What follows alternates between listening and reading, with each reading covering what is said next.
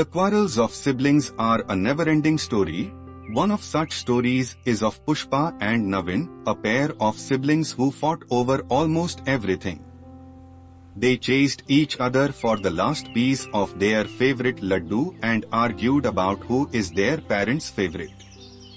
This was an everyday story, but one fine day, their conflict led to a contest to find out who is smart. Pushpa allied with some of her friends, and Navin grouped up with his. Let's find out who took the title home. Explaining the pawns. Team A, a group of 9 boys. Team B, a group of 9 girls. Explaining the board.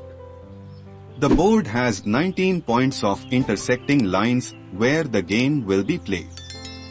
The pawns are supposed to be placed on each side of the board on 18 points except the middle one. Explaining the movements.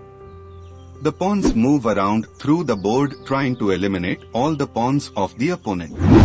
Do's. A pawn can move, during a turn, to a point only if it's connected by a line. Pawns can jump over multiple opponents during its turn provided it always lands on an empty point before jumping over the next opponent. Sometimes one single pawn can capture all the pawns of the opponent. Any pawn can move only one step and cannot jump any point.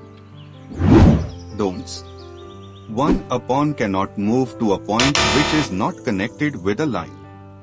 A pawn cannot change its direction while capturing, however, after capturing, it can change its direction to capture another pawn. Winner. The player who has captured all of opponent counters is the winner.